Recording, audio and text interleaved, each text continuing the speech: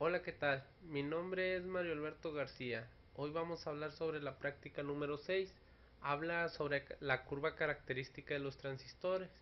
Esta práctica es del Laboratorio de Ingeniería Electrónica con el doctor Arturo Torres. Bueno, aquí tenemos nuestro circuito que nos indica en el reporte. Lo conforma una fuente de voltaje alterna de 120 VRMS a 60 Hz, un transformador con razón de 10 a 1,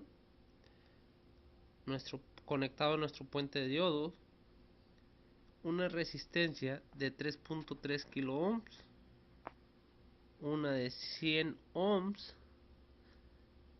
un transistor con una resistencia de 100 kilo ohms conectada en la base junto con una fuente de voltaje de directa de 2.75 volts, la cual vamos a ir cambiando al transcurso de nuestra práctica. Un osciloscopio y un multímetro. Bueno, lo primero, ¿qué es una curva característica del transistor? Bueno, esta curva nos relaciona lo que viene siendo la corriente del colector con el voltaje del colector emisor. Bueno, es siempre que tengamos una corriente de base constante, que es lo que vamos a realizar en este circuito. Vamos a hacer que la corriente de base sea constante y vamos a ver cómo va a ser la curva característica del transistor. Vamos a ir cambiando la corriente de base y vamos a ir viendo qué valores nos salen en la curva, cómo va a ir aumentando y demás. Entonces primero vamos a hacer la primera curva. Nos indica que vayamos de 20 microamperes a 200 microamperes de corriente base, aumentando 20 microamperes en cada operación. Entonces tenemos que obtener 20 microamperes. ¿Cómo vamos a hacer esto? Bueno, tenemos una resistencia de 100 kilo ohms aquí. Entonces vamos a colocar un voltaje el cual va a ocasionar que en esa resistencia haya 2 volts. Y eso nos ocasionará, por medio de la ley de Ohm, vamos a obtener una corriente base de 20 microamperes. ¿Por qué 2.75 en la fuente de voltaje y no 2 volts directamente? Bueno, esto se debe al voltaje de base de emisor, que vendría siendo de 0.75 volts, y esto va a afectar nuestro voltaje de la malla de base emisor, por lo que necesitamos aumentar ese voltaje para que esos 0.75 se cancele con el otro voltaje de base emisor, y así obtengamos 2 volts en la resistencia y así podamos controlar la corriente base. Entonces, colocándolo así, podemos ver que nos marca en el multímetro. Vamos a correr el programa. Nos marca aproximadamente 2 volts. Bueno, y ahora vamos a ver lo que sucede en la gráfica. Sería la gráfica, la primera gráfica. Aquí la tenemos. Aquí vemos la característica de esta gráfica, pues su relación de corriente de colector con el voltaje de colector emisor, cómo va cambiando o manteniéndose casi constante en cierto punto, que vendría siendo el modo de operación de punto 75 para arriba. Bueno, de punto 75 para arriba vendría siendo el área de operación de transistor. Bueno, esta sería la gráfica número 1, Y así vamos a ir aumentando 20 microamperes para realizar este reporte. Esta gráfica la iniciamos con lo que son 20 microamperes.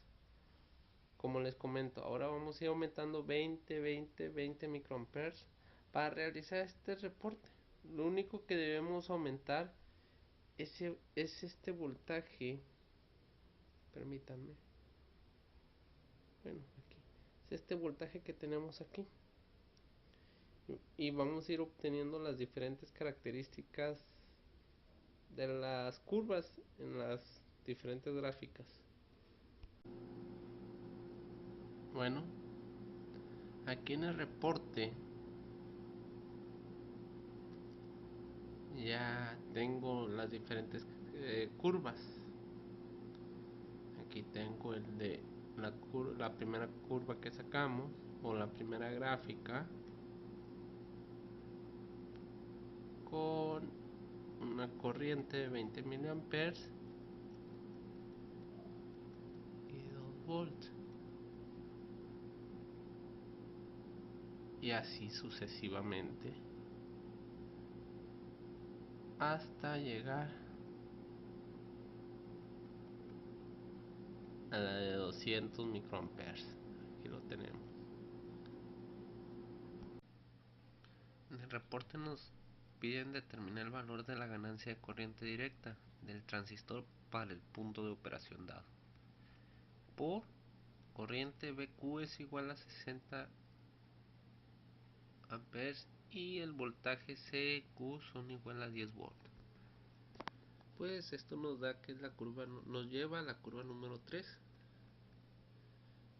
Que la tenemos. SQ se calculó con las curvas del transistor utilizando la curva respectiva de los valores dados, la cual nos lleva a la curva número 3, que es la que se muestra. Si nos colocamos en BCQ,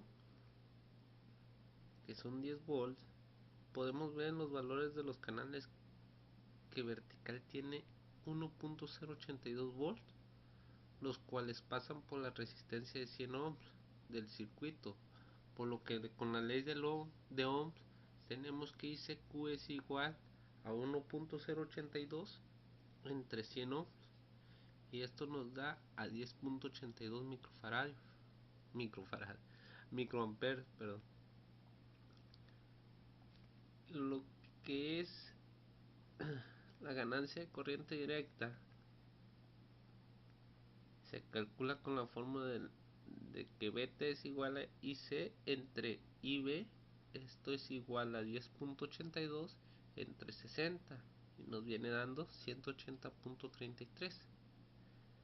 Como resultado tenemos que ICQ es igual a 10.82 microamperes y lo que es la beta es igual a 180.33. Nos pide determinar en la segunda parte del reporte el valor de ganancia de corriente alterna del transistor para el siguiente punto de operación.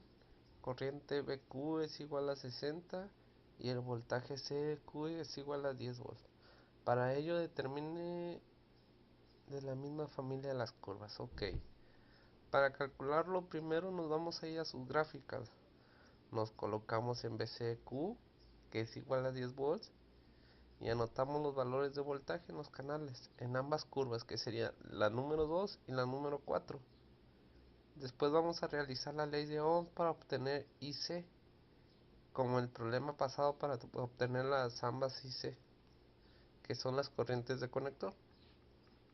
Ahí tenemos la número 2 y la gráfica número 4. Pues para obtener la ganancia de corriente alterna, utilizamos la ecuación que la ganancia es igual al cambio de IC entre el cambio de IB, o mejor dicho, el cambio de la corriente del conector entre el cambio de la corriente de base. Y nos viene saliendo que la ganancia de corriente alterna es igual a 179.3165. Bueno, esto sería todo de la práctica número 6. Muchas gracias por su atención. Hasta luego.